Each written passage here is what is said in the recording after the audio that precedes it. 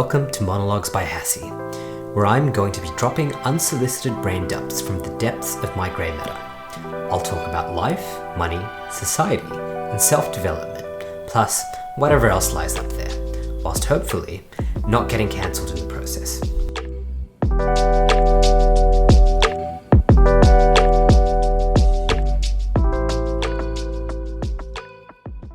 In my previous episode, I spoke about mortgage debt being society's Trojan horse, and how taking on too much debt can trap us into a certain lifestyle, which might not benefit us, but locks us into what society has planned for us.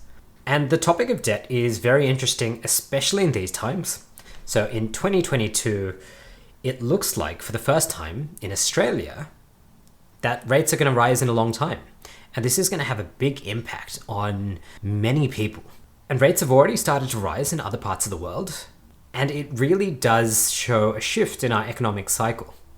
So today's topic, I actually want to talk about, is liquidity and cash flow luxury?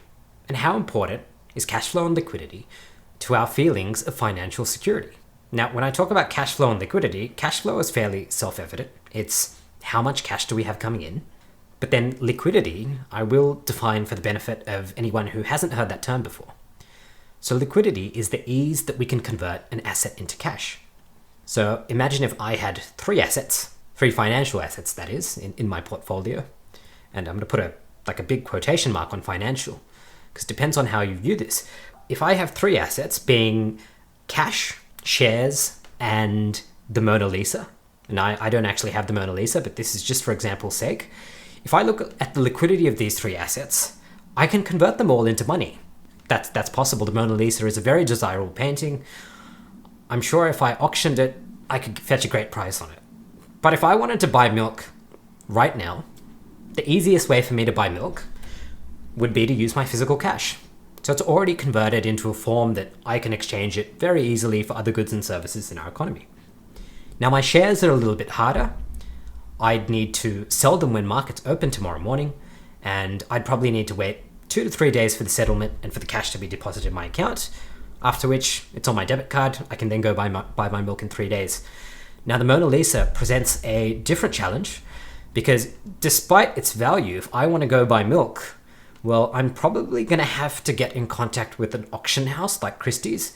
They're going to have some of their art appraisers or valuers or whatever you call them. They're going to have to make sure that it is the real deal. And then we're going to set an auction date, and it's going to be auctioned off, and it's going to settle. It's an arduous process. I don't actually know how long it takes to sell a painting at Christie's, but it could take weeks, potentially months for the whole process. So I'd be waiting a long time to buy my milk if I only had the Mona Lisa. So that's what I mean by liquidity. Now, to get into this episode, I actually want to run a thought experiment. And for this particular thought experiment, we're going to imagine we've got two brothers, and they're both actually millionaires. And they both became millionaires because they were very fortunate. And again, this is a thought experiment, completely hypothetical, but they both inherited $1 million, and each brother decided to do very different things with their $1 million. So our first brother, Joe, he's a rather bougie fellow, and he decided he wanted a $2 million house. Now, I live in Sydney, again, a very expensive part of the world. Somebody might scoff at me if they think a $2 million house is bougie, but nevertheless, a $2 million house. And Joe took his $1 million inheritance and used that as a deposit, and he took out a $1 million mortgage. So that's our first brother, Joe. Fancy house. Now we've got Paul. Paul is a much simpler fellow. And Paul decided that he also wanted somewhere to live, but he thought that, an apartment would be plenty for him. So he bought a $600,000 apartment. He put $200,000 down as a deposit and took out a $400,000 mortgage. With the $800,000 remaining, Paul puts this into a diversified ETF, which tracks a couple of the large indices around the world. So my question is, what does life look like for Joe and Paul? Now, the way I like to treat personal finances is like a business. So when I talk about my own personal finances, the way I typically describe it is almost using the same vocabulary that a business owner would use to speak about their business. Because I think once we start viewing our finances in a different light, well, we can make slightly different decisions, or it gives us a different perspective on what we might want to do. Not that there's any right or wrong ways, and different people will make different decisions, and there's nothing wrong with that. But I like to use these terms because personally, it helps me try to be as business-minded as possible when I set up my personal finances. So the first term you're going to hear me talk about is operating expenditure, or operating expenses, also known as OPEX. Now, these represent the costs incurred by a business to continue running its day-to-day operations. Now, translating that to personal finance, if we rent, then our rent is due every month. There's no escaping our rent. It doesn't matter if I didn't work this month, my rent's still going to be due. So my rent forms part of my operating expenditure because it's never going to go away. It's something that simply I need to pay regardless of how much money I make. Now, the next term I'm going to use is revenue. And very simply, this is all the money we have coming in. And the final one is profit. After we considered what came in and how much did it cost, how much money were we actually left with? Now, for the scenarios I'm going to run you through, I'm going to give you a quick caveat, and that's A, I'm doing a lot of rounding of numbers when I do, again, provide them to you, purely because I'm speaking to you in an audio format. I'm not sitting with you looking at an Excel spreadsheet where we can be super precise. And as much as it personally kills me to not use numbers to 2 decimal places when talking about money, I'm going to be rounding to the nearest $500, ballpark. And I'm only going to consider taxes on active income. Before we get into these scenarios, if you're interested in calculating both how much money you take after taxes and you live in Australia, a great website to use is paycalculator.com.au. And if you're thinking of taking out a mortgage, and this one's a bit more generic, it's not just for the Australian market, it is mortgage.monster. And I believe they're made by the same team. And these 2 websites are absolutely incredible. In fact, I'll put the links in the show notes. Back to our brothers. Our first brother, Joe, he bought a $2 million house and has a $1 million mortgage on it. So his net worth is $1 million. But if we look at his OPEX, well, he's got to pay that mortgage. I modeled his mortgage at a 5% interest rate, which again, it's very high currently, but over the next 2 years, in Australia at least, retail interest rates could very much hit 5%. It's very possible. In fact, I think just last week, NAB's 2-year fixed rate went up to 3.99%. And the only reason I know this is I was planning on using them to get my mortgage, and I'm probably going to amend that now. But that's a diversion. Back to the topic. So we've got Joe, $2 million house, $1 million mortgage, and his repayments at 5% are going to be $5,500 per month. So this is his OPEX. So before any money comes in, Joe's got this liability, this $1 million mortgage, where he needs to be paying $5,500 per month. So if we look at his profit at this point, it's negative $5,500 per month. So he's losing money every month. Again, we're looking at this as a business. So now let's jump over to Paul. So if we look at Paul now, Paul bought his $600,000 apartment, but he also bought $800,000 in ETFs. And the way I'm modeling this is his ETF, excluding any investment return, any capital gains, we're looking at the distribution. So distributions are a very similar dividend. It's just the money that the ETF pays out. The distributions from these ETFs, we're going to model at 2.5%. So I'm being relatively conservative, and the ETF return, so on $800,000, 2.5% per annum, it's roughly $1,500 per month. So that $1,500 per month represents Paul's revenue. Now, if we look at Paul's OPEX, he's got a $400,000 mortgage. Paul's mortgage repayment is $2,500 per month. So if we look at Paul's net profit, well, we've got $1,500 in revenue per month, and we're taking away $2,500 due to his mortgage payment. So when we look at Paul's net profit is negative $1,000. So Paul is also losing money every month. Now, going back to both brothers, obviously, Joe would not have been given a $1 million mortgage without having the income to back it up. So based off what Joe needs to repay, and since as much as possible, I want to compare apples to apples, I'm giving Joe and Paul the same income. The income we're going to give both brothers is $140,000. Again, this is in Australia. And after tax, both brothers are taking home roughly $8,000 per month. And just to be clear, this is excluding superannuation. We're not considering student loans. There's no HEX on this. They're just taking $8,000 per month after taxes. So if we look at their monthly profit, if we look at Joe, now we said before we considered active income, Joe was losing $5,500 per month. And once we add $8,000 per month from his day job, Joe's profit is $2,500 per month, or $30,000 per year. If we look at Paul was losing, before we considered active income, $1,000. But once we add his job into the mix, so Paul's revenue goes up, Paul's profit is now $7,000 per month. So Paul takes home $84,000 per year. Now, both brothers are millionaires, but we've got a very stark difference in the amount of profit they're generating each month. I mean, Paul makes almost twice what Joe does.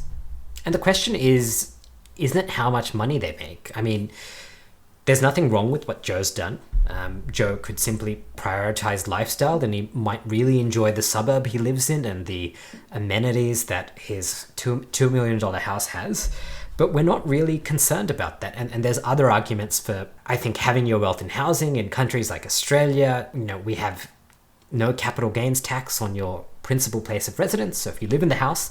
But much like my last topic, I think the point I want to drill across is, if we live in a house, for all intents and purposes, we've taken out debt on, yes, the house we live in is an asset, but it doesn't actually produce income. It doesn't produce revenue, so it's bad for our cash flow. Now, what I want to talk about, when I started this particular episode, the question I was asking is, how important is cash flow and liquidity into how financially secure we feel? We've looked at the financials for both brothers.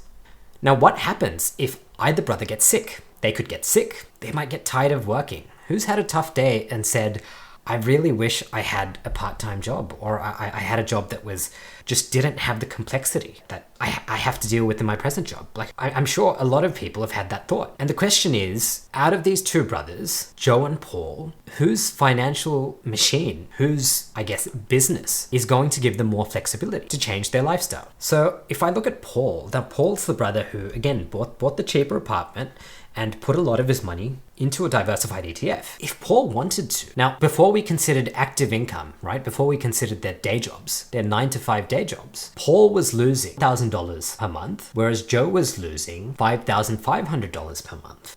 So just based off this, Joe probably doesn't have a lot of flexibility to take a lower paying job, because after taxes on his $140,000 income, both Joe and Paul are left with $8,000 per month. So remember, when we live, we don't just pay our mortgage or our rent. We've got to think about food. There are other expenses. There's things you want to do with your life. There's more to life than paying a mortgage. So Joe probably doesn't have a lot of flexibility.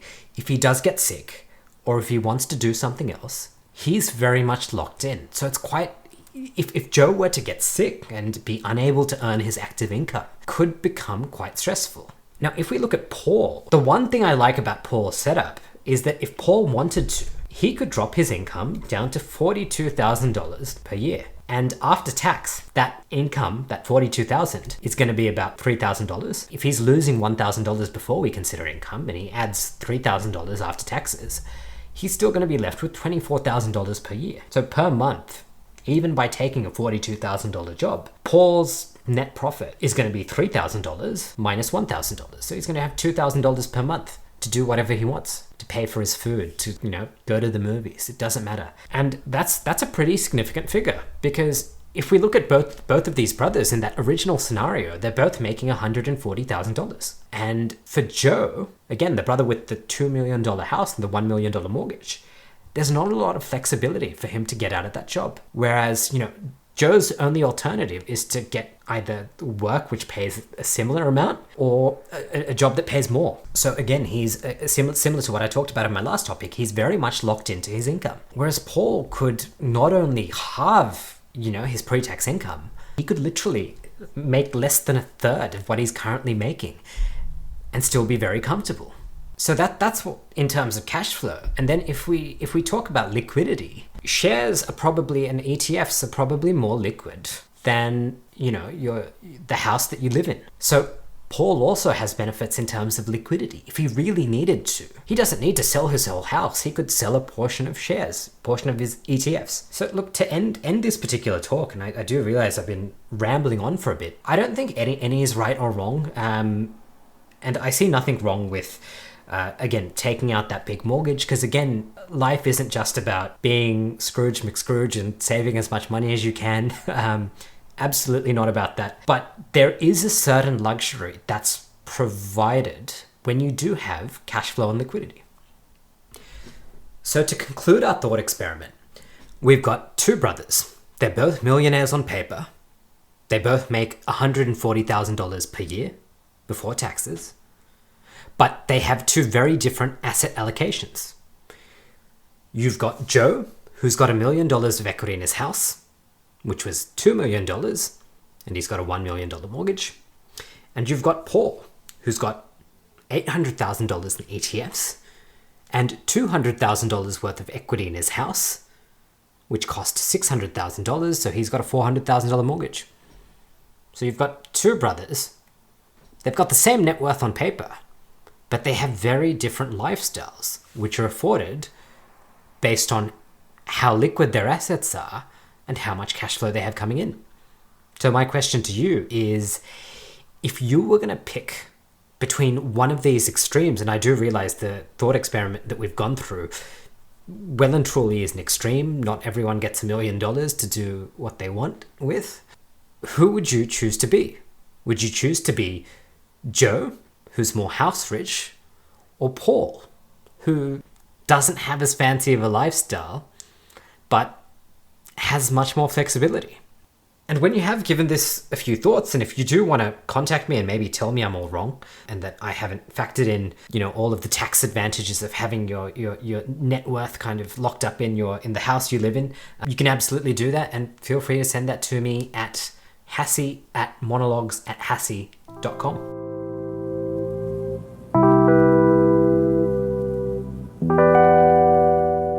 You've just made it through another episode of Monologues by Hassie. It brings me great pleasure to know that you made it to the end. To listen to more episodes, subscribe on your favorite podcast app or visit monologuesbyhassie.com. Thanks for swinging by.